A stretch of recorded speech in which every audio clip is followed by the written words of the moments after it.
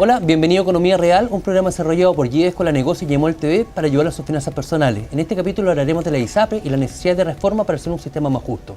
Para lo cual me encuentro en compañía de Gustavo Castro. ¿Cómo estás, Gustavo? Muy bien, ¿y tú, Alejandro? Gustavo es académico de GIE y con el cual trae una nota de respaldo. Veremos cuáles son las reformas que debería tener el sistema ISAPRE en Chile. Vamos a la nota de respaldo. Hace un par de meses se aprobó en el Senado una reforma que propone un nuevo control para las ISAPRES en Chile. Con esto, nuevamente el tema se vuelve discutible y da para pensar. ¿Qué tan fuertes son las instituciones de salud en Chile? ¿Marginan tanto o más que poderosas empresas nacionales? Además, se ha hablado que más que un sistema de salud, las ISAPRES son verdaderos seguros de salud, pero ¿no tendrían que dejar de utilizar bienes públicos en este caso? ¿Es correcto que la salud chilena sea manejada por entes privados? Con esto y en los últimos 10 años, los precios de las ISAPRES han subido en un aproximado de 50% y las rentabilidades de ellas han parecido ser un negocio redondo. ¿Qué tan confiable puede ser entonces una entidad que maneja la salud de los chilenos?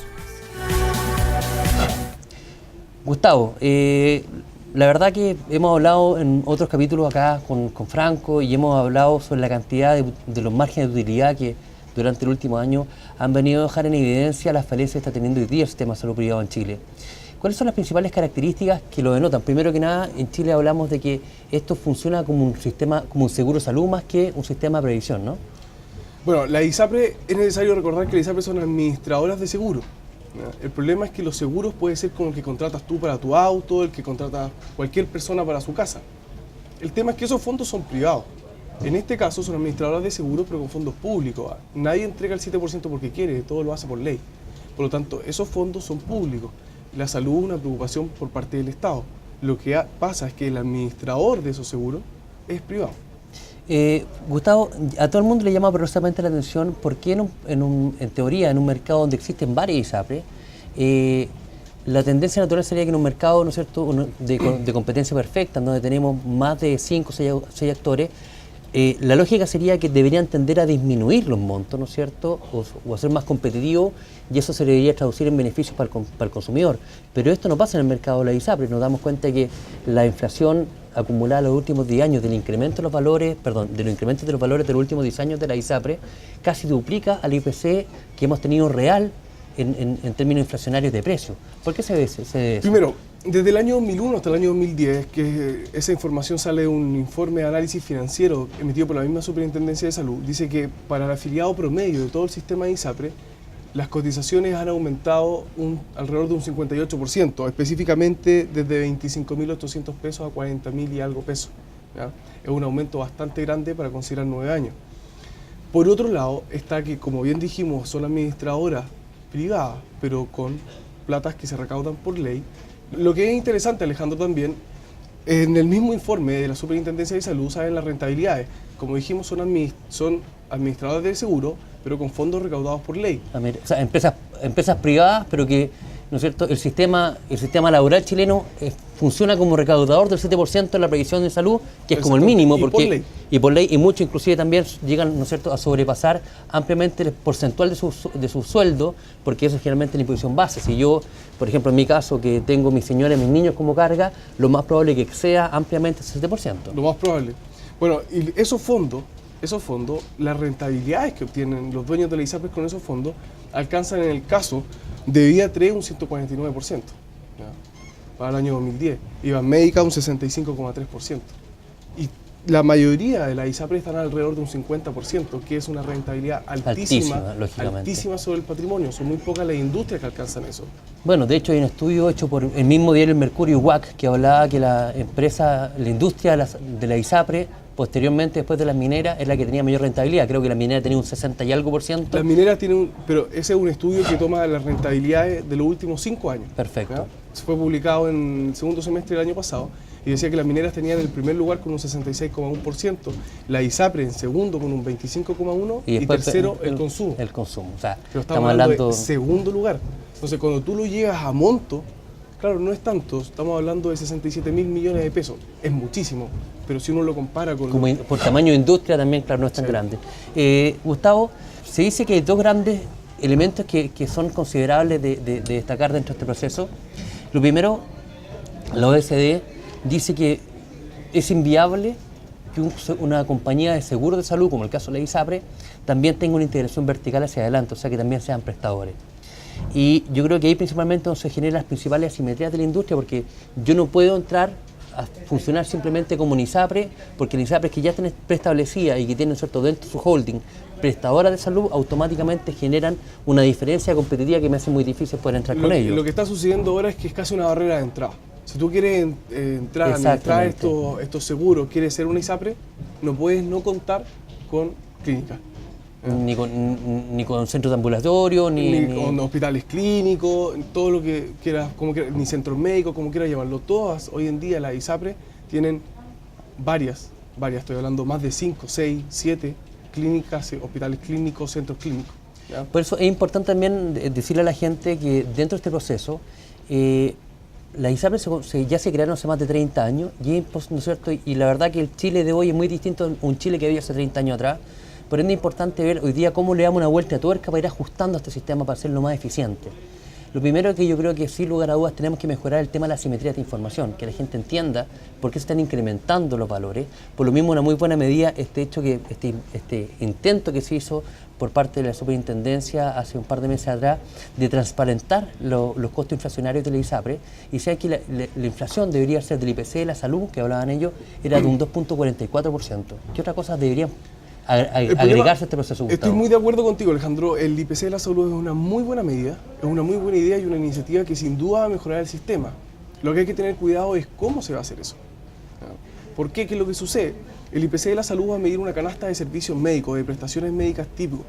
Por ejemplo, días cama, atenciones, hablemos de apendicitis, una hora pediátrica, claro, o tal vez una hora médico general.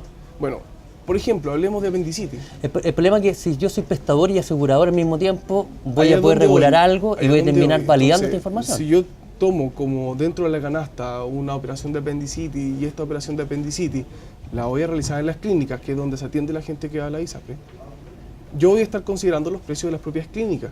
Sin embargo, cuando llegue, por ejemplo, a final de año, nosotros veamos y revisemos cuánto ha aumentado la prestación, nos podemos encontrar con una gran sorpresa, y no muy buena, en donde tal vez aumentó un 15-17%. O sea, estaríamos validando un instrumento acá que a la vez también sería juez y parte, o sea, porque la propia ISAPRE es dueña de la clínica. Entonces, como la ISAPRE es dueña de la clínica aumenta las prestaciones y finalmente lo único que hacemos es darle un papel a las propias ISAPRE que dice: usted tiene toda la razón en subir este monto. Exactamente. O sea, estaríamos validando un instrumento que de alguna manera también podría generar errores importantes.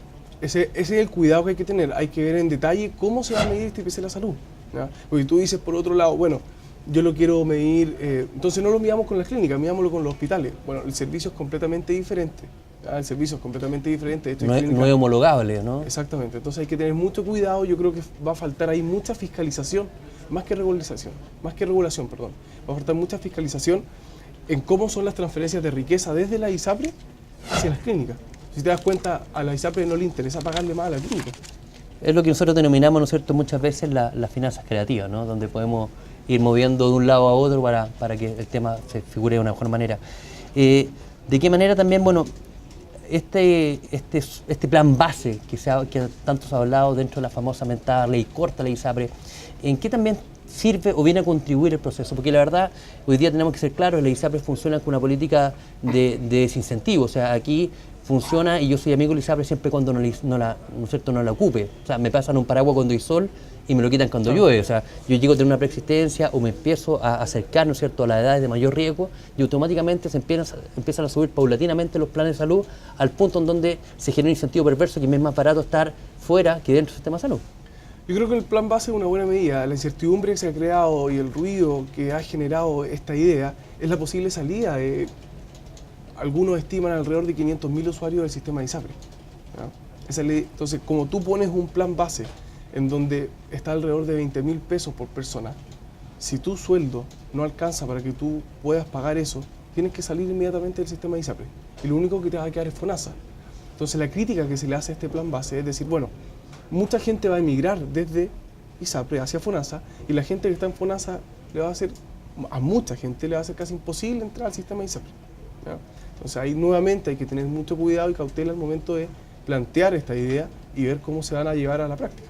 A mí lo que me preocupa es, por ejemplo, De hecho, hay estudios que demostraban, por ejemplo, que una mujer en edad fértil, si tomaba un plan básico de ISAPRE y pagaba por fuera cada maternidad, lo que involucraba cirugía, médicos, pabellón, días cama, etcétera, del nacimiento de 2 hijos, le salía más barato inclusive que estar pagando un plan que incluyera maternidad. Entonces, esos son los elementos que aquí nos damos cuenta que a nosotros precisamente nos preocupa porque no hemos tomado el tema de la maternidad o la paternidad como un costo social que tenemos que asumir todos los chilenos. Entonces, ¿de qué manera se tiene que tender a mitigar ese factor de las preexistencias? Hablaban que por lo mismo habían subido también las ISAPRES fuertemente el año pasado, porque habían echado dentro de sus cálculos, ¿no es cierto?, dentro de sus flujos de caja, este incremento que significaba que no iba a haber preexistencia. Primero, el tema de las mujeres es bastante interesante, ¿ya? Las mujeres son ampliamente discriminadas por todas las ISAPRES. Si una mujer renuncia dentro de su plan, de su cobertura, renuncia a la maternidad, tal vez sigue o continúa siendo el doble más cara que un hombre. ¿Ya? Cosa que es un error, porque si uno lo ve comparativamente, el costo unitario del ciclo de vida de un hombre con el de mujer es prácticamente por eso digo, no tiene pareado, o sea, la única diferencia sería la maternidad, pero aún así, cuando las mujeres renuncian a la maternidad, sigue siendo muchísimo más caro. Pues nosotros comparamos, claro, dicen, está el mito como que la mujer a lo mejor fuera más riesgosa, pero resulta que el hombre es mucho más enfermizo y a la larga el ciclo de vida de una persona es mucho más costoso desde cierta edad hacia adelante, que empieza a tener mucho más repercusión en el sistema de salud que una mujer. Por ende, es extraño este tema de castigar a la mujer. Ahí hay una discriminación importante, que yo creo que se va a hacer algo sin duda a corto plazo, se va a hacer algo, ¿ya? Y como segundo punto, lo que tú me hablabas de las preexistencias, creo que también se debe regular sobre aquello, sobre todo porque la gente que tiene preexistencia se le hace muy difícil entrar al sistema de ISAPRE. O sea, si tú tienes una enfermedad muy importante y no estabas dentro del sistema de ISAPRE, olvídate. Una pregunta sencilla, ¿la ley corta alcanza para solucionar todo esto? La ley corta no alcanza. No, así de simple. La ley corta, una ley no puede ser corta, menos cuando estamos hablando de la salud de todos o de gran parte de los chilenos, ¿no? Menos. Ahora sí, hay que tener cuidado. El afiliado promedio del sistema de ISAPRE tiene una renta de alrededor o un poco más de 800.000 pesos. ¿Ya? Por lo tanto, cuando hablamos de ISAPRE, nos hablamos de todos los chilenos. ¿Ya? También hay que hacer esa aclaración. O sea, hablamos de prácticamente dicen que el 70% de la población chilena también está fuera del sistema de la ISAPRE, está o de Fentón, no están dentro de los seguros o están en FONASA. La mayoría de los chilenos no están en ISAPRE, por eso te digo. Pero igual, la ley corta debiese ser un poco más profunda y mejorar el sistema de salud para los chilenos que están dentro del sistema de ISAPRE.